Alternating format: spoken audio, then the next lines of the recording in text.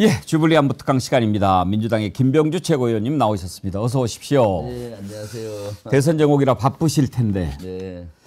지금 경선이 계속되고 있는데 네.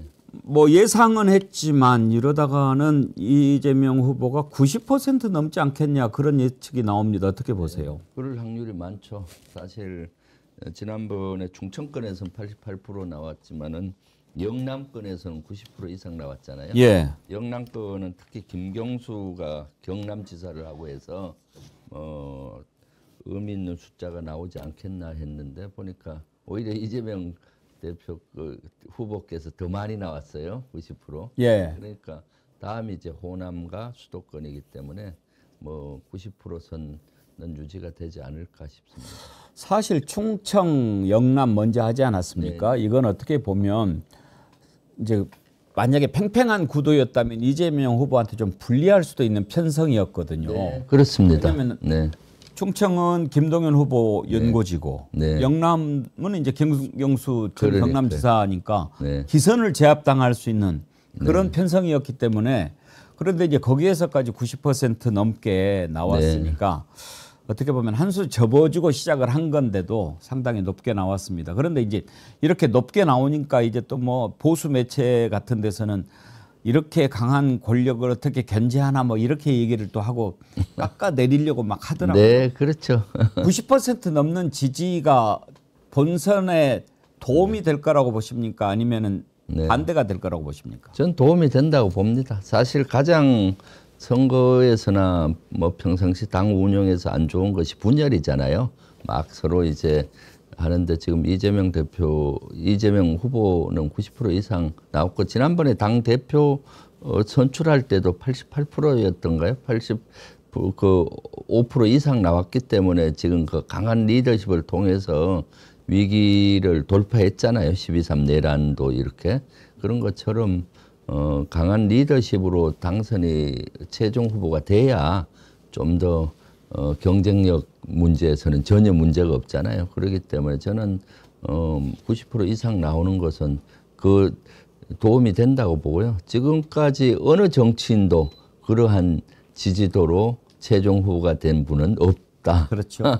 그만큼 세울 것 같아요. 네, 그만큼 이재명 대표의 리더십은 출중하다. 왜냐하면 이재명 대표 후보께서는 사실 비주류에서 이렇게 주류로 하고 아주 빠르게 당이나 당원의 지지도가 올라갔잖아요. 그만큼 성과를 통해서 올라간 것이고 또 자기가 그 반사체가 아니라 스스로 발광체가 돼서 우뚝 선 거 아니겠습니까? 네. 이렇게 이제 압도적으로 가니까 혹시 두 후보가 김동연 후보나 김경수 후보가 중간에 이렇게 포기하지 않을까 그런 관측도 있는데 끝까지 완주할 거라고 보십니까? 저는 뭐 완주할 거라고 봅니다. 이미 중반을 넘었고요.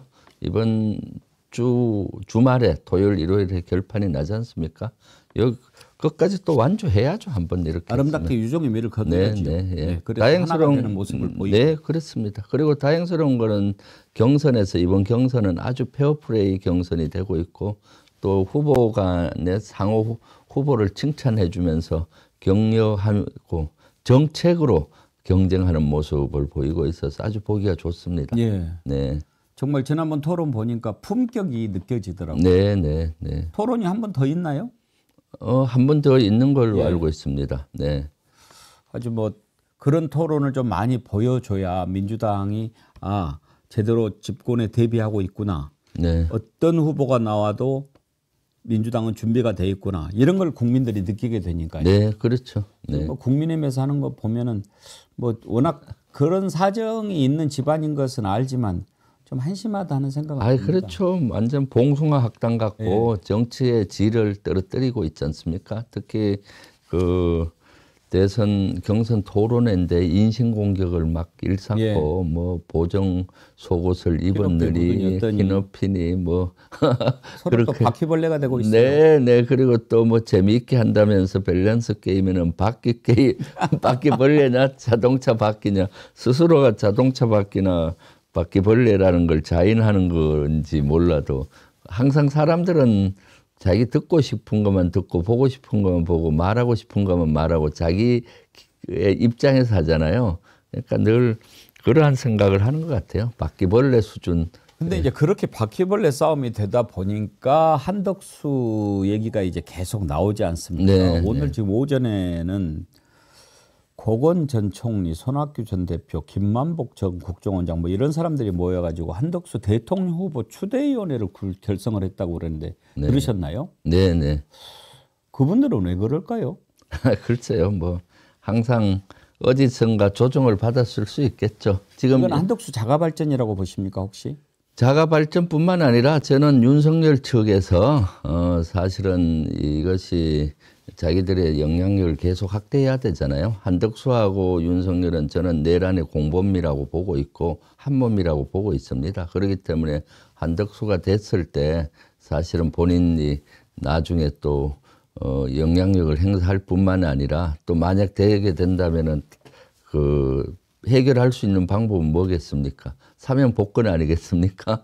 그러니까 그래서 그쪽을 미는 큰 거대한 어떤 시나리오를 가지고 끊임없이 자가 발전을 하고 있다고 봅니다. 처음에는 어떻게 했습니까? 김문수를 막 밀었잖아요. 그쪽 극우 세력들하고 또 윤석열 측에서 민 걸로 보이는데 거기에 뭐 나중엔 나경원이 합류하고 뭐 등등 이래 하다 안 될 것 같으니까 이제 한덕수로 또 미는 것 같고 거기에 이제 은퇴했다고 보나요? 그 연세 드신 노 정치인들이 거기에 이제 부하 내동해서 이렇게 스피커 역할을 하려고 하는 것 같은데 그것은 큰 효과 없을 거라고 봅니다. 네. 이제 문제는 한덕수가 자기 입장을 명확히 안 밝히고 심지어 안 밝히는 것도 아니죠. 노코멘트라고 하는 것은 정치적으로는 예스라고 하는 얘기 아닙니까? 네, 그렇죠. 외신 기자 질문에 노코멘트라고 말하면서까지 이렇게 하고 있는데 문제는 한덕수가 지금 대행 아닙니까? 네. 그러면은 공정한 대선 관리를 해야 되는데 심판을 해야 될 사람이 이런 짓을 하고 있으면 그건 안 되는 거 아닙니까? 당연하죠. 사실 권한대행이 가장 큰 임무가 뭡니까? 이러한 공백기간, 국정공격기간을 잘 안정적으로 관리하고 공정한 선거 관리를 해야 되는데 본인이 프레이로 뛰겠다고 계속 저렇게 연기를 피우고 있지 않습니까? 저런 것은 진짜 있을 수 없는 일이죠. 그러면서 뭐 출마설을 피우기도 하고 마치 출마를 위해서 국익조차도 내버리고 있는 그런 형국을 하고 있지 않습니까? 지금 예를 들어서 미국과 간세 협상을 앞두고 본인이 전술을 다 얘기해버리고 또 오버페이스를 너무 하잖아요. 예를 들면 방위비 분담금 협상할 수 있다는데 방위비 분담금 협상은 이미 한미가 끝난 일이에요. 그런데 그걸 왜 본인이 이렇게 얘기하고 그러니까 우려가 많이 되고 있는 지점이죠. 네. 탄핵에 대한 입장은 지금 어떻습니까? 민주당에서. 탄핵은 해야 된다는 입장은 변함이 없고요. 시점의 문제라고 봅니다. 사실 한덕수는 본인을 탄핵시켜 주기를 원할 겁니다. 오늘이라도. 그럼 탄핵하려면 이틀이 걸리잖아요. 네. 하루 전날 보고하고 국회 그 다음날 본회의를 해서 해야 되는데 그러면은 탄핵 직전에 본인이 사퇴하면 되거든요.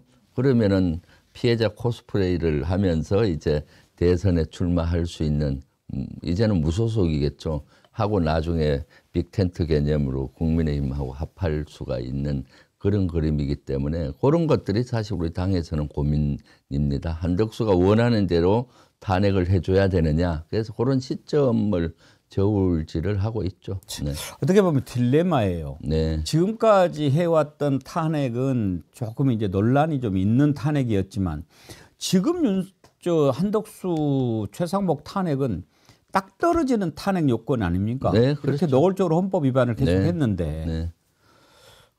참. 그러니까 한덕수하고 경제부총리 최상목 같은 경우는 탄핵을 당연히 해야 되는 거죠. 지금도 뭐 한덕수는 현행범이라고 할 수가 있죠. 헌법을 위반하는 이런 일을 많이 해왔고 하고 있지 않습니까? 그러니까 그런 걸로 봐서는 당장 탄핵이 가능한데 실제 지금 여러 가지 거기에 그쪽 전략이 우리가 자칫 잘못한 페이스에 말려들 수가 있어서 그런 것들을 좀 고심하고 있죠. 그러니까 사실은 5월 3일이 마지막 사퇴 대통령에 출마하려면 5월 3일이 마지막 시점이거든요. 예.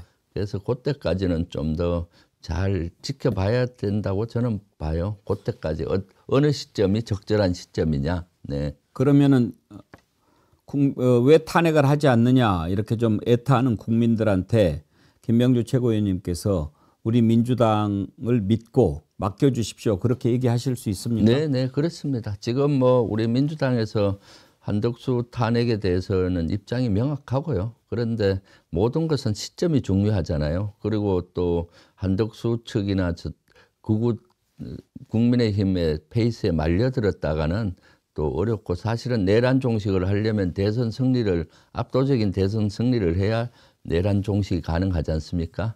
그래서 대선 승리를 위해서 그런 시점이 어느 시점에 해야 되느냐, 그런 것들을 매일매일 사실 워게임을 하고 있습니다. 그래, 네. 알겠습니다. 그러면 믿고 지켜보겠습니다만은 지금 많은 국민들은 네. 그리고 적어도 절반 이상은 한덕수 빨리 탄핵해야 된다라고 하는 여론이 훨씬 높다는 것은 좀 네, 알아주시기를 그렇습니다. 바랍니다. 그래서 사실 김민석 수석 최고가 지금 한덕수 공관이나 한덕수 총리 정부청사 앞에서 1인 시위를 지금 계속하고 있거든요. 아, 그렇습니까? 네네, 아침에 계속하고 있고요. 하는 것은 이제 관세에 대한 협상, 손을 놔라, 또 출마하려면 지금 당장 사퇴해라, 또 출마에 대한 입장을 밝혀라, 뭐 이렇게 압박을 가하고 있고요. 거기에 1인 시위였다가 이제 많은 의원들이 또 같이 동참하고 있거든요. 그래서 최대한 한덕수 측을 좀 더 압박을 하고 있습니다. 네. 김민석 최고가 한덕수 노 코멘트 영어한 것에 대해 영어로 돌려주더라고요. 네. 불시시라고. 네. 이제 대선이 42일 앞으로 다가왔습니다. 사실 이게 좀 너무 짧은 게 네. 정상적인 대선이라고 그러면은 인수위 구성해서 정책 과제 점검하고 대통령 취임까지 한 2달 주어지지 않습니까? 그렇죠.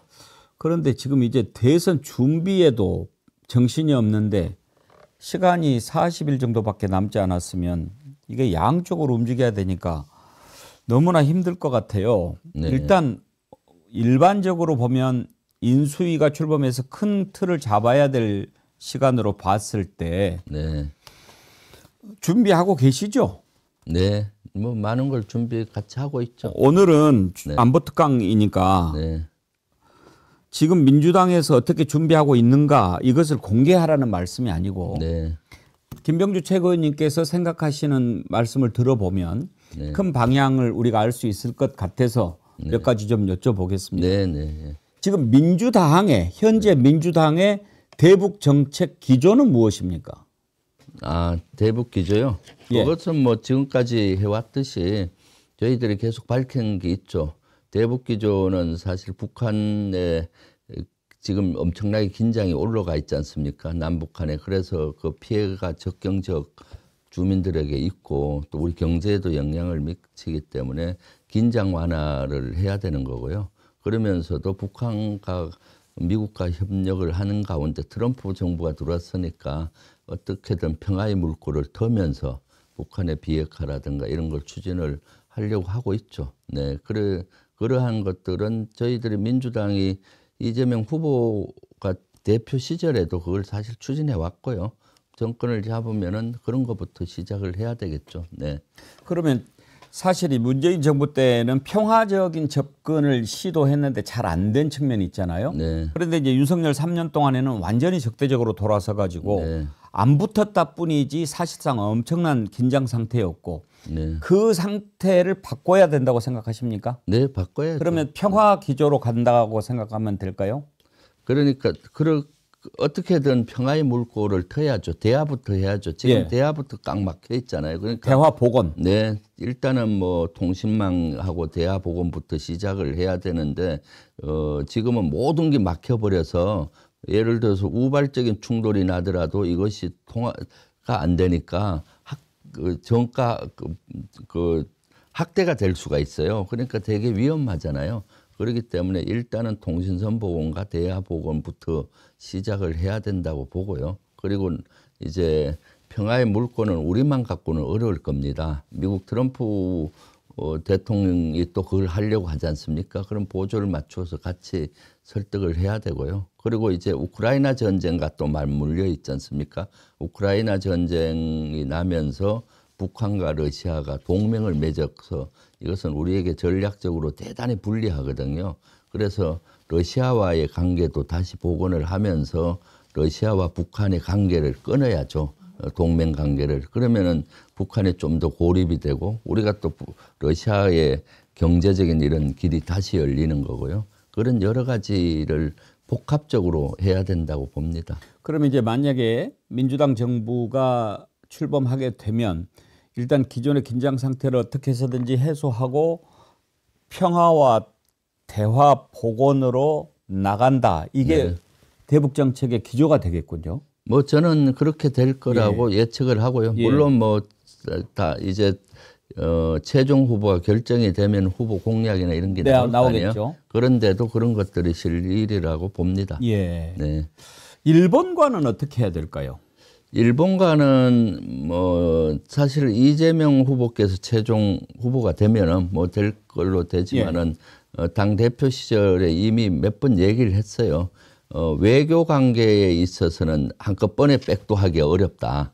그래서 지금 일본과는 윤석열 정부에서 모든 걸 양보하면서 관계 개선을 했잖아요. 예. 그래서 관계 개선한 거에 대해서는 그대로 갖고 간다. 하지만 그동안 양보했던 분야, 역사 문제라든가 영토 문제 이런 것은 확실히 끊고 간다.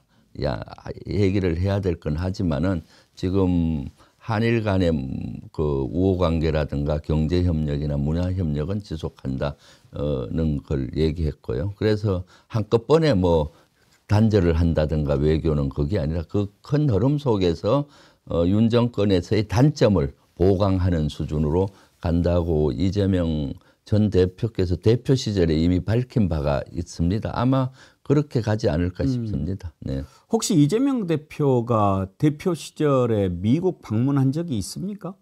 대표 시절에는 가려고 한번 하다가 예. 못 갔죠. 네. 그랬군요. 네.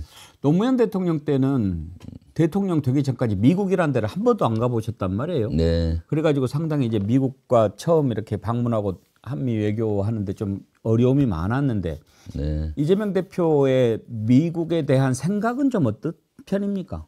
뭐 한미 동맹에 대해서는 중시 여기고 있습니다. 지금 전통적으로 사실 우리 진보 정부에서도 한미 동맹은 중시 여겼잖아요. 한미 동맹을 기초로 주변국가 잘 지내는 전략을 해왔고요. 그런 생각은 이재명 대표께서도 대표 시절에 했었고요. 그렇기 때문에 아마 그런 기조를 유지하지 않을까 싶고 또 이번에는 처음에는 국회의원 돼서 2년 동안은 국방위를 하셨고 그렇죠. 이번 22대는 외통위를 하고 계세요. 그래서 벌써 1년 가까이 되잖아요. 외통위 하시면서 또 외교적인 이런 것도 많이 관심을 갖고 하셨기 때문에 제가 봤을 땐 이재명 대표께서 성남시장 경기도지사에서 국내파다 이런 이미지가 있는데 국회의원이 되시면서 취약했던 국방 외교 분야에서 상임위에 들어오셔서 활동을 같이 하고 계시기 때문에 외교적인 식견도 탁월하다고 저는 보고 있습니다. 국방위 외통위 여기에서 활동한 것도 나름 포석이었다고 볼 수 있겠네요. 네, 그거죠. 사실은 미리 공부하고 준비한 겁니다. 사실 이재명 대표께서 국회 처음 들어오셨을 때 상임위를 고민하실 때 제가 건유해서 국방위로 들었습니다. 제가 바로 전화해서 상임위 어디로 가시려고 하십니까 했더니 처음에는 뭐 이전 얘기할 수가 있잖아요. 한노위를 생각하신다 그러더라고요. 한기영 노동위원회. 이 대표님 그땐 대표가 아니었죠. 거기는 이미 전문가신데 노동 전문가시고 환경은 뭐 기후 이런 거 대선 후보 때 보니까 전문가신데 그거 안 가셔도 됩니다. 국군 통수권자 안 하실 겁니까? 그러면 국방위를 오셔야 됩니다. 제가 오면은 확실히 같이 도와서 이렇게 하겠습니다 했으니까 저 말 듣고 국방위로 오셨어요. 아주 신의 한 수였네요. 그렇죠. 네. 필요한 걸 잘하셨네요. 네, 사실 이재명 대표께서 이 팔이 많이 다치셔서 군 복무를 못 하시는 거는 사실이잖아요. 그래서 그 어릴 때 프레스에 끼어가지고 네. 그래서 국방위를 건의했는데 다행스럽게 오셨고요. 그때 제가 그랬죠. 문재인 대통령께서도 국회의원 때 국방위 거쳐갔고 하다못해 박근혜도 국회의원 때 국방위를 거쳐갔다. 국방위 오셔야 됩니다. 하고 간곡히 설득을 몇 번 했었죠. 그랬더니 알겠다고. 그러시네요. 아, 네. 잘하셨네요. 네. 국방도 한번 여쭤보겠습니다. 지금 이제 이번 새 정부의 국방은 평소의 국방과는 전혀 다른 상황이 되지 않았습니까? 네, 그렇죠. 이게 이제 내란에 군인들이 동원되고 비상계엄으로 이렇게 피해를 사실 가해자지만 또 피해자인 측면도 그렇죠. 있지 두 가지 않습니까? 측면이 다 있죠. 네. 이런 것을 어떻게 마무리를 해가지고 강군으로 만드느냐 참 어려운 과제가 주어졌는데 네. 어떤 그림을 그리고 계십니까? 그래, 거기에 대해서는 이재명 후보하고 전 대표 시절에 많이 얘기를 나눴습니다. 먼저 이번에 시대 정신은 내란 종식과 민주주의 헌정 질서를 복원하는 거잖아요. 군은 가해자이면서 피해자이기 때문에 이 내란 종식이 군부터 완전히 돼야 되거든요. 예전에 하나의 척결을 하듯이 아직도 군 내는 내란에 대한 잔존 세력들이 있고, 그런데 아직 진상조사가 제대로 안 돼 있습니다. 그래서 먼저 진상조사를 해서 내란의 잔존 세력들은 척결을 해야 되는 거고, 과감히. 그래서 다시는 이런 내란이 뿌리 내리지 않게 하면서 지금 군이 국민의 신뢰를 잃었지 않습니까? 그러다 보니까 억울하게 우리 신성한 국방의 의무를 하는 장병들이 지금 그 자부심 하나로 이렇게 근무하는데 자부심도 바닥에 떨어졌고, 그래서 그런 신뢰 회복이 중요하다고 생각. 그래서 신뢰 회복은 내란 종식을 정확히 하는 것부터 돼야 신뢰가 되는 거고요. 그런 가운데서 그것을 먼저 이루어야 되고, 그런 가운데서 이제 미래지향적으로 가야 되는 거죠. 군개혁도 내란에 관여했던 부대들, 특전사, 소방사, 특히 방첩사, 정보사 개혁을 대대적으로 해서 다시는 정치적인 중립을 위반하지 않게 이렇게 시스템적으로도 해야 되고요. 그리고 이제 미래가 지금 계속 도전을 받잖아요. 지금 AI 시대이기 때문에 AI를 장착한 무기 체계로 가야 되고, 그다음 병력 절감, 인구 절벽에 의해서 병력도 점점 줄어들기 때문에 그것은 무인 체계를, 무인 무기 체계죠. 예를 들어 무인 전투기, 무인 수상정, 무인 전차 이런 것들을 빨리 무인화해서 그럼 유무인 복합이 됩니다. 네. 그런 체계로 가게 되면 될 수가 있고요. 그리고 미래로 또 나아가기 위해서는 우주를 선점하는 나라가 강국이 됩니다. 그래서 우주사령부라든가 우주에 대한 그것을 선점할 수 있게 군에서 그런 우주사령부나 또는 우주에 대한 여러 가지 이런 걸 하고요. 군이 또 장점 중에 하나가 우주 발사체 중에 고체 발사체가 거의 완성 단계에 있습니다. 그러니까 그것을 빨리 완성을 하게 되면은 인공위성을 우리가 쏟는 고체로 쏠 수 있는 우주 발사체 강국으로까지 돼요. 그러면 이제 산업으로도 연결이 될 수가 있고요. 또 방산, K방산이 지금 아주 각광을 받고 있지 않습니까? 그래서 군에서도 K방산을 적극 지원을 해서 하면서 특히 제일 중요한 것은 우리 장병들의 복지가 지금 한 3만 불 국가 수준인데도 불구하고 한 1만 불 수준 국가밖에 안 돼요. 이런 것들을 좀 획기적으로 향상시켜서 군에 갔을 때 실제 그런 삶의 질이 향상되면서 보람있게 군생활을 할 수 있는 이런 군을 만들어야 되지 않겠습니까? 네. 지금 제가 질문을 드리고 한참을 듣고 있었거든요. 네. 우리 김병주 최고위원님께서 그야말로 막힘없이 술술술술술술 이렇게 이야기하는 거 보면서 네. 준비가 다 돼 있으시구나 이런 생각이 들었습니다. 평소 늘 이재명 전 대표님 국방위 계실 때도 수시로 이런 얘기를 많이 했었고요. 최근에 최고위원 하면서도 예. 많이 또 얘기를 나눴습니다. 아주 딱 이렇게 준비가 돼 있다 하는 생각이 드니까 마음이 든든한데, 그런데 말이죠. 네. 요즘에 공군 왜 그렇습니까? 지금 있을 수 없는 사고가 계속해서 일어납니다. 그러니까요. 아니 오폭을 해가지고 민가에 피해를 입히질 않나. 아니 세상에 훈련하다가 뭐 연료통하고 실탄통을 이렇게 떨어뜨리고 이런 일은 있을 수 없는 거 아닙니까? 그러니까요. 왜 이런 일이 일어납니까? 지휘관 경험을 해보셨는데 이런 큰 사고는 한 번도 아니고 연이어서 일어날 때는 뭔가 어디가 고장이 난 거 아닙니까? 지금 뭐 군이 전반적으로 고장이 났기 때문에 그렇죠. 특히 공군이 그렇지 않습니까? 네네. 군이 그 사실 비상계엄 이후에 많이 위축되고 사실 위축되고 막 하다 보면은 실수를 또 많이 합니다. 신바람 나고 막 정상적인 게 아닌데 사람이 긴장하고 위축되고 하다 보면 점점 실수를 안 하려고 하다가 더 큰 실수를 많이 하는 거거든요.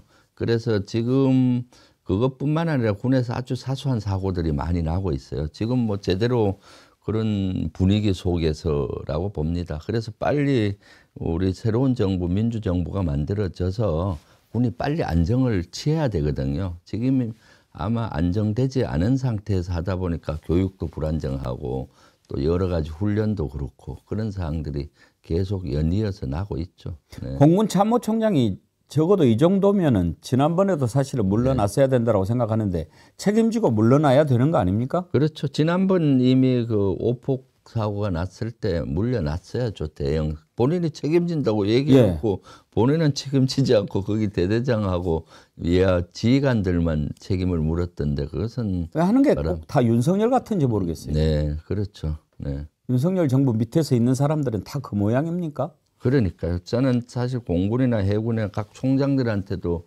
12.3 내란 이후에 그 한번 요구를 했었어요. 지금 공군과 해군은 그래도 내란에 좀 자유로워요.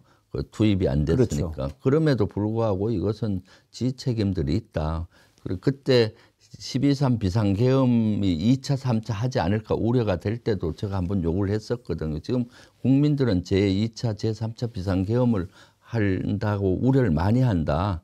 각군 총장들이 나와서 기자회견 해라. 이것은 잘못됐다.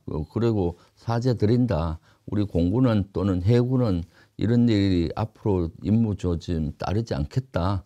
국민과 국가만 보고 가겠다. 뭐 이런 기자회견을 좀 해서 안심을 시켜야 되지 않느냐. 그런 기회를 주셨는데 네. 안 따랐어요? 예, 안 하더라고요. 보니까. 뭐 정치적인 뭐 상이라서 뭐 조심스럽다느니. 그래서 그때 제가 실망을 많이 했죠. 왜냐하면 육군 총장은 이미 잡혀갔고 그렇죠. 그 대상자고 육군은 이미 뭐 초상집이나 마찬가지잖아요. 그나마 정신 차리고 있는 데가 공군과 해군이고 공군 총장하고 그 해군 총장은 그래도 계엄으로부터 좀 자유로우니까 본인들이 나와서 얘기할 수 있거든요. 그렇게 요구한 적이 있었는데 결국 안 하더라고요. 그래서 그때 실망을 많이 했죠. 어리석은 자들이네요. 네. 아니, 그렇게 좋은 기회를 만들어줬으면 네. 나와가지고 우리 군은 절대로 그런 것에 동원되지 않겠다. 국민만 바라보겠다. 네. 이야기할 수 있는 좋은 기회 아닙니까? 아유, 그렇죠. 그러면 국민들이 얼마나 안심하겠습니까? 그러니까요. 뭐 육군 총장은 계엄의 그 핵심 계엄 사령가니까 그런 걸 얘기한다 해도 안심이 안 가는데 관련 없는 포스타 4성급 장군들이 나와서 그렇게 얘기했을 때 군이 빨리 신뢰를 회복하는 건데. 네, 그래서 참 안타깝죠. 네. 말 나온 김에 김선호 국방부 차관은 처음에는 좀 괜찮은가 봤는데 그 뒤로 이렇게 하는 거 보면은 여러 가지로 조금 아닌 것 같다 하는 생각이 들어요. 특히 박정훈 대령 같은 경우에요. 네. 지금 뭐 원래 자리도 없는 자리를 뭐 만들어 가지고 지금도 뭐 책상에 앉아가지고 하루 결제를 하나나 2개 정도 그렇게 하고 있다는 겁니다. 네. 이거는 뭐 명예 회복도 아니고 제대로 일을 주는 것도 아니고 이거는 다 국방부 차관이 지금 대행이니까 책임 있는 거 아닙니까? 그렇죠. 일단 해병대 사령관이 그 인사권이 있고요. 예. 제대로 해병대 사령관이나 또는 해군 총장이 해야 되는데 그럼에도 불구하고 국방부 차관이 임무를 주면 제대로 된 보직을 할 수가 있거든요. 예를 들면은 박정훈 대령은 군사 경찰 직능이니까 군 수사단장을 그대로 복원을 시켜야 되는데 통상 보병들이 가는 그 인사 분야에 가 있거든요. 그러니까 적재적소 원칙에도 안 맞고 하는데 그런 것은 잘못됐죠. 비정상을 정상화로 시켜야 된다고 보고요. 그것도 그나마 국방위에서 빨리 보직 줘라 한참 요구를 해서 그 보직을 준 겁니다, 사실은. 그러니까요. 근데 그걸 준 것도 아니고 안 준 것도 아니고 그렇게 하고 있으면은 정의가 바로 서겠습니까? 네네. 예. 지금도 군 검찰이 항소를 했어요. 네. 그럼 1심에서 무죄 나왔으면 항소 포기하는 게 맞지 않습니까? 그렇죠. 예. 아마 그 당시는 윤석열이 아직 파면이 되기 전이라서 그랬을 건데 이제 아마 좀 군도 바뀌리라고 봅니다. 네. 정말 그런 거 보면은 아직도 멀었다 그런 생각이 듭니다. 끝으로 이제 지금 전반적인 그 준비 가운데 민주당이 정권을 만약에 잡게 되면 어떤 것이 지금 뭐 워낙 다뤄야 될 때가 많으니까요. 네. 무너진 데도 많고 그럼요. 개혁해야 될 것도 많고. 네. 근데 김병주 최고위원님은 뭐가 제일 중요하다고 생각하십니까? 지금 내란 종식이 일단 제일 예. 중요하고요. 그다음 이제 민생 회복이 제일 중요하다고 봅니다. 지금 경제적으로나 너무 어렵기 때문에 빨리 그것을 어떻게 회복할 것이냐가 일단 제일 큰 과제고요. 예. 그다음에 이제 각 분야별로 무너진 데가 한두 개입니까? 그런 데를 같이 신경 써야 된다고 봅니다. 그래서 저는 이번에 추경도 12조 정도밖에 안 되는데 지금 우리는 한 50조 이상 수십조를 투입을 해서 민생을 살리자고 했는데 아마 신정부가 들어서 우리가 정권을 잡으면은 빨리 추경부터 편성을 해서 민생 회복을 위한 추경 편성 그리고 내란 극복을 위한 추경 편성을 해서 그 살리는 일부터 해야 된다고 봅니다. 예. 지난번에 산불 현장에 다녀오셨지 않습니까? 네. 그것 때문에 이제 처음으로 우리 정치 1번지 결석도 하셨는데 네. 다녀오셔가지고 그래도 빨리 특별법을 네. 발의를 하셨던데 피해 회복을 어떻게 하면 빨리 할 수 있는가 이 내용입니까? 네, 그렇습니다. 어떻게 돼 있습니까? 거기는 사실은 이번에 특별법을 빨리 우리가 마련했고요. 예. 초대형 산불 피해 지원하고 보상위원회를 국무총리 산하에 빨리 만들어서 지원하고 피해자 보상 여부와 금액도 30일 내에 신속히 결정하고 특히 지원하는 단가가 지금은 규정이 아주 턱없이 부족합니다. 예. 이반제 소실돼도 한 3천만 원 정도 하니까 한 20% 피해액의 지원도 채 안 되거든요. 네. 그래서 실질적으로 국고 부담률을 한 70% 올리는 것도 있고요. 아예 그 대상도 안 되는 것도 있어요. 그 지원 범위를 좀 할 수 있는 법적 근거를 만들어 줬는데 중소기업들이 피해가 많은데 일전 받을 수가 없더라고요. 예. 중소기업은. 그래서 그런 중소기업들도 지원 대상에 포함되고 또 이번에 전통사찰 고온사라든가 이런 데 피해가 컸잖아요. 그런데도 법적 근거가 없어요. 일반 집하고 똑같이 이래 돼 있거든요. 국보들이 막 타고 했는데. 그건 다른 네. 문제인데. 그래서 그런 것도 법적으로 지원을 할 수 있는 법적 근거를 만들었습니다. 그래서 우리 당에서 했고 요것을 최대한 빨리 이제 본회의에 통과를 해야 보상이 되지 않습니까? 그래서 추경심의가 아마 4월 말이나 5월 초쯤 본회의가 열리리라고 봅니다. 그때 이제 통과시킬 목표로 하고 있고요. 요것은 우리 당의 당론 법안으로 해서 하려고 하고 있고 오늘 또 제가 국민의힘 이 지역 안동 예천 지역 그 국회의원 김영동 의원도 만났어요. 그래서 협조 요청도 했습니다. 지금 우리 당에서 만들었다. 지금 TK 국회의원들 뭐 하냐. 그러니까 이거는 아마 너들도 반대 못할 정도로 잘했으니까 빨리 통과되게 협조를 그쪽에 분위기를 만들어 하니까 오히려 고맙다고. 네. 그러면서 제가 그랬죠. 이거 당장 해야 될 경북지사는 콩밭에 마음이 가 있어서 대선에 나가 있고 TK 국회의원들은 뭐 엉뚱한 데 가 있고 그래서 그랬더니 일부는 동의하더라고요. 그래서 오히려 고맙다고 저한테 만들어줘서. 네. 그래요. 하여튼 빨리 좀 특별법안 통과가 돼가지고 네. 지금 그분들이 너무 힘들지 않습니까? 그렇습니다. 빨리 혜택을 좀 볼 수 있도록. 네. 하여튼 오늘 요즘에 이렇게 보면은 김병주 최고위원님도 그렇고 민주당도 그렇고 할 일이 너무 많아요. 그렇습니다. 윤 정권이 너무나 이렇게 후퇴시켜 놓고 망가뜨린 분야가 많고 국민의힘은 여당일 때도 여당 역할을 못하고 지금처럼 내란에 이렇게 대통령이 파면됐는데도 제대로 못하고 있으니까 우리라도 열심히 해서 국민을 지켜야 되지 않겠습니까? 예. 네. 알겠습니다. 오늘 주불리 안보 특강 여기까지 하지요. 말씀 감사합니다. 네, 감사합니다. 네.